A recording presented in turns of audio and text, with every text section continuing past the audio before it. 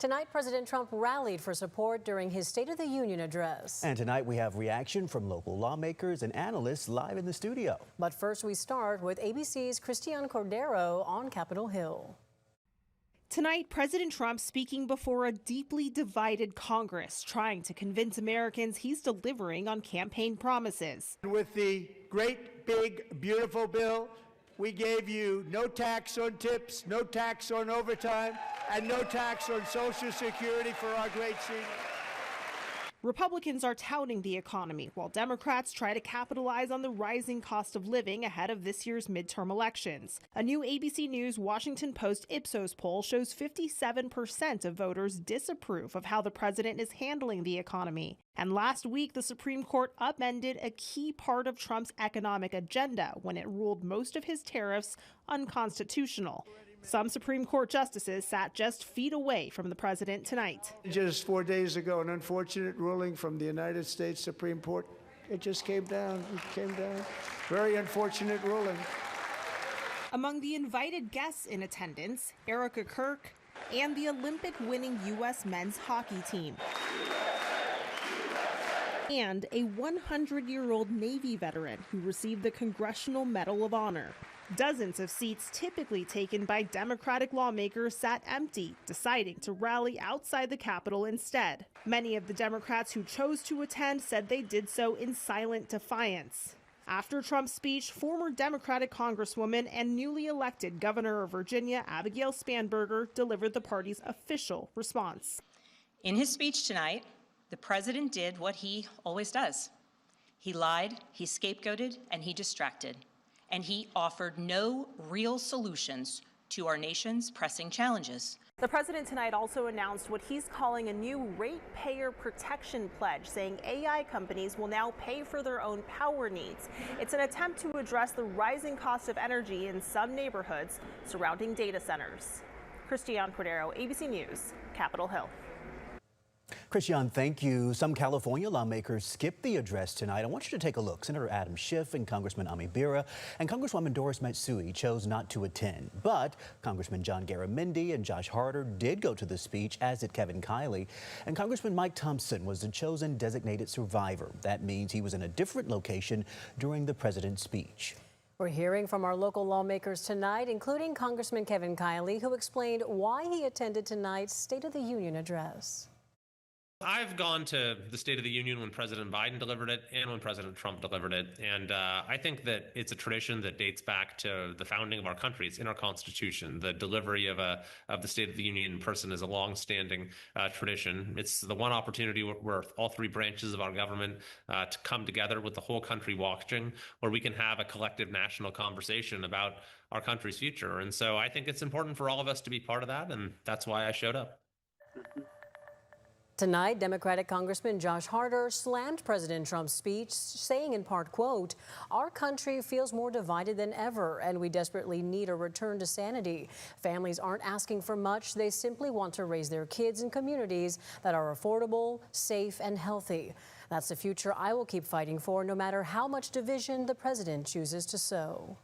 Congressman John Garamendi is also responding to the address tonight. He criticized President Trump's statements on the economy and his immigration policy. Take a look. In a statement, he said in part, quote, "The next 3 years will be dark and pocketbooks will be squeezed. I'm already looking forward to next year's State of the Union after we take back the House and begin the work of lowering Americans' costs and holding Trump accountable." Meanwhile, California U.S. Senator Alex Padilla delivered the Democratic response in Spanish. In a pre-recorded video, the senator said the State of the Union does not feel strong for everyone. He highlighted rising medical costs, along with rent, food, and electricity costs. The senator touched on immigration tactics and said there is a better path forward, saying Democrats are working to lower costs and push for oversight on ICE. So let's turn now to the political analysts. We have Republican strategist Tim Rosales and Democratic strategist Andrew Acosta with us. We do want to say thank you all for being here with us. I understand you did have a chance to watch the speech tonight. Yep. Yeah, very excited to have you guys here. We want to start with your overall impressions. President Trump really needed to convince Americans that his arguments and agenda are working. Was he successful in communicating that to voters tonight? Tim, we'll start with you. I think the president was successful in communicating that to his base. Okay. I don't think that to the independent voters who maybe were looking for a little bit more, and certainly disaffected Democrats, I don't know that he won any votes there. But that really, I don't think, was the purpose of his speech tonight. I think he really wanted to communicate, energize that Republican base, and also kind of set forth some things that he wanted to do for the rest of this year to maybe set Republicans up for November. But they've got a long way to go, admittedly.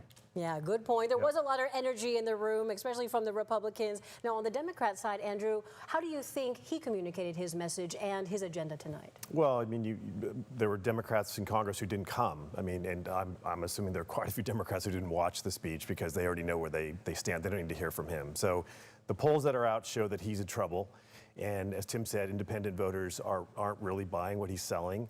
So I'm not sure this speech is going to change it quite a bit. And I think the House is really up for grabs, and potentially the Senate as well. And I think if you're a Republican in California, good luck, because you have to try to fight those Trump headwinds. Well, let's talk about this because I think we had a first tonight, a lawmaker being escorted out of the chamber. It happened after Representative Al Green stood up with a sign that read, "Black people are not apes." I think that was in response to the video President Trump shared depicting former President Obama and his wife, Michelle, as apes. It was a moment that really was shared across social media. So talk about your perhaps top takeaways from tonight. Well, I think my top takeaway from tonight was that, the president didn't have any home runs, really, but I don't think he necessarily hurt himself anywhere. And so it really played to a level field. And I think that for Republicans, as mentioned, that really kind of setting the foundation, talking about things like the economy and those types of issues that where they want to carve out and they know that they need to go and make some headway with. Certainly Democrats are talking about that as well. But I think the top takeaway for me, as I said, is really that kind of Trump set the bar with where he wants to go with Republicans and kind of energize that base. And Andrew, your top takeaways? Yeah, I think he scoffs at the word affordability, but he did mention several things around who can buy a home, can you stop the private equity firms buying homes, ratepayer protection. So he had some policy things that he rolled out. He gave out a lot of awards. It was very patriotic. But what you saw was angry Democratic members of Congress yelling at him and him yelling back. And I think that's when people see this and think, this is why we don't like politics, because everyone's in there, this goes back to their corners, and that's kind of what we saw. Yeah, very understandable. Now, a big topic, and you referenced it, the economy. We know kitchen table issues, affordability. Everyone's talking about it right now. The president talked about his efforts to make the cost of living more affordable. We know he mentioned $2 gas in a lot of places across the country. Definitely something we're not seeing right here in California. Tim, how would you advise Republicans respond to the president's economic policies as we move into the midterms? Well, I think we have to think about, Republicans have to think about it in two ways. One is the California experience, and then the experience that other states are having across the country. And certainly in California, our experience with the price of gas, energy, all of homes, everything is much more acute and much more focused. And it's been that way for quite some time. And you can point to a number of different things. Certainly Democrats have been in control in California. On the national front, what voters are looking for is the progress and for Trump to deliver on some of the things that he promised during the campaign. And while he's delivered on things like border security and national defense and talking about peace, he certainly has not delivered yet on the economy. And we'll see if it happens. Right. We will see if that happens. And Andrew, on the Democrat side, how do you think they should respond moving forward with the economic policies and their agenda as the midterms approach? Yeah, I think you saw that with Governor Spanberger. They want to hammer affordability. They want to hammer the economic issues. If we get dragged into these, 80-20 issues around abolish ICE or some of these other things that are popular with the progressives but not popular sort of across the board, then that could be a problem. But I think if we stay focused on, healthcare costs and the things that we've seen and the things that he said he was going to fix and hasn't happened, and that's reflective in the polls. People just don't trust him on the things he promised to do as president. It was a long speech, 1 hour, 48 minutes, perhaps the longest, a record. How important are these speeches in this 24-hour news cycle, and will it have an impact on the president's poll numbers? I don't know that this, as I mentioned, moves the needle at all, really, with the voters. I think that with this 24-hour news cycle, we talked about it earlier. Something could happen in the next few hours that completely changes the narrative. The one thing that I did notice is that we had a speech that went on the East Coast into 11:30, 12 o'clock at night. Most people were not watching necessarily the State of the Union. They're going to get this from other sources, and kind of that will be filtered, and they'll kind of interpret it that way. Importance.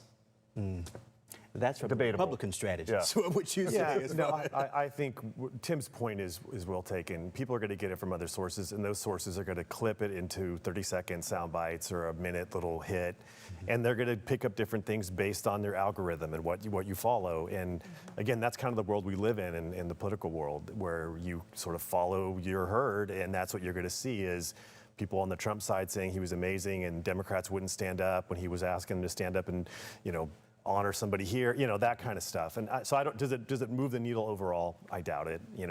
Again, he didn't announce any major policies that people are going to say, that's really going to help me.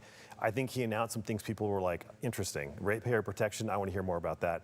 And this fraud task force that J.D. Vance is going to start.